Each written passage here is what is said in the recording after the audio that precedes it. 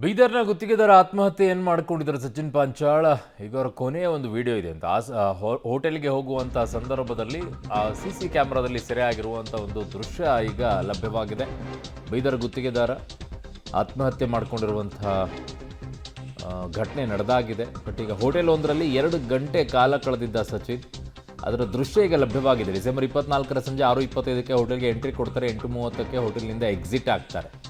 ಬೀದರ್ನ Pratap ನಗರದಲ್ಲಿರುವಂಥ hotel ಇದು. ಹೋಟೆಲ್ನ bill pay ಮಾಡಲು ಸ್ನೇಹಿತನಿಂದ ಹಣ ಹಾಕಿಸಿಕೊಂಡಿರ್ತಾನೆ ಸಚಿನ್. ಸೊ ಹೋಟೆಲ್ ವೇಟರ್ ನಂಬರ್ಗೆ ₹1,500 ಬಿಲ್ಲನ್ನು ಪೇ ಮಾಡಿರ್ತಾನೆ ಸಚಿನ್. ಮುಖಕ್ಕೆ ಮಾಸ್ಕ್ ಹಾಕಿಕೊಂಡೇ ಹೋಟೆಲ್ಗೆ ಬಂದಿರ್ತಾನೆ. ಸೊ ಆ ದೃಶ್ಯಗಳು ಈಗ ಲಭ್ಯವಾಗಿರೋದು. ಸಚಿನ್ ಪಾಂಚಾಳ್ ಆತ್ಮಹತ್ಯೆ ಮಾಡಿಕೊಂಡಿರುವಂತಹ ಪ್ರಕರಣ ಏನಿದೆ ಅದರಲ್ಲಿ ಈಗ ಹೋಟೆಲ್ಗೆ ಬಂದಿರುವಂಥ ದೃಶ್ಯವನ್ನು ನೋಡ್ತಾ ಇದ್ದೀರಾ ನೀವು. ಕೊನೆಯ ಕ್ಷಣ ಇದು. ಹೋಟೆಲಿಗೆ ಬಂದು 2 ಗಂಟೆ ಹೋಟೆಲಲ್ಲಿ ಕುತ್ಕೊಳ್ತಾರಂತೆ. ಅವರೊಬ್ಬರೇ ಹೋದ್ರೆ ಅಥವಾ ಅವ್ರನ್ನ ಮೀಟ್ ಮಾಡೋಕ್ಕೆ ಕೆಲವು ಟೈಮಲ್ಲಿ ಈ ಥರ ಬಿಸ್ನೆಸ್ ಮೀಟಿಂಗ್ಗಳೆಲ್ಲ ಹೋಟೆಲ್ಗಳಲ್ಲೇ ಇರುತ್ತೆ. ಬಿಸ್ನೆಸ್ ಮೀಟಿಂಗ್ಗಳೆಲ್ಲ ಬಾ ಊಟಕ್ಕೆ ಸೇರ್ಕೊಳ್ಳೋಣ, ಟೀ ಕುಡಿಯೋಣ ಅಂತ ಹೇಳ್ಬಿಟ್ಟು ಅಲ್ಲೇನಾದರೂ ಯಾರಾದರೂ ಸೇರಿದ್ರಾ ಗೊತ್ತಿಲ್ಲ, ನೋಡಬೇಕು.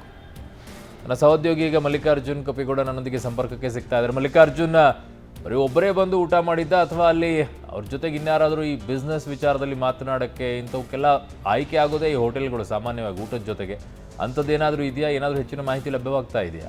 ಖಂಡಿತವಾಗ್ಲೂ ನಿಜಕ್ಕೂ ಒಂದ್ ರೀತಿಯ ಏನು ಆ ಗಡಿ ಜಿಲ್ಲೆ ಬೀದರ್ನಲ್ಲಿ ಏನು ಬೀದರ್ನ ಸಚಿನ್ ಏನು ಸೂಸೈಡ್ ಮಾಡ್ಕೊಂಡಿದ್ರು ಗುತ್ತಿಗೆದಾರ ಅಂತ ಹೇಳಲಾಗ್ತಿದೆ.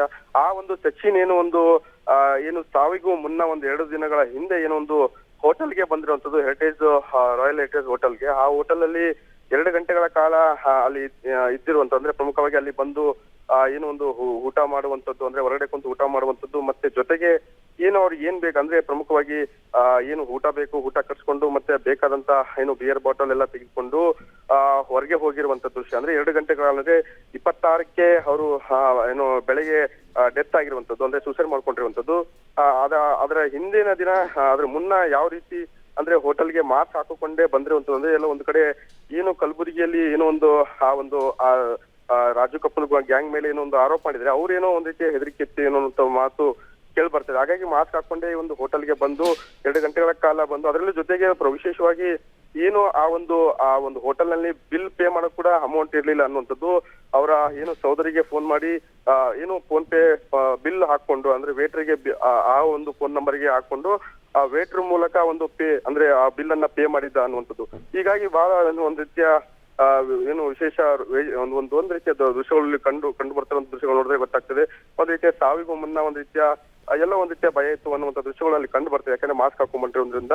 ಹಾಗಾಗಿ ಈ ಒಂದು ದೃಶ್ಯಗಳು ಪೊಲೀಸ್ ಇಲಾಖೆಗೆ ಒಂದು ತನಿಖೆಗೆ ಈಗ CIDಗೆ ಹಸ್ತಾಂತರ ಆಗಿರುವಂತದ್ದು. ಆ ಒಂದು CIDಗೆ ಇದು ಒಂದು ದೃಶ್ಯಗಳೇನಿದೆ, ಒಂದ್ 2 ದಿನಗಳ ಹಿಂದಿನ ದೃಶ್ಯಗಳು ಈಗ CCTV ಫುಟೇಜ್ ಇದು ಸಾಕ್ಷಿ ಅಂದ್ರೆ ಒಂದು ತನಿಖೆಗೆ ಸಹಕಾರಿ ಆಗಲಿರುವಂತದ್ದು. ಅರುಣ್. ಓಕೆ ಮಲ್ಲಿಕಾರ್ಜುನ್, ಮೇಲೆ ಮಾಹಿತಿಗೆ ಧನ್ಯವಾದಗಳು.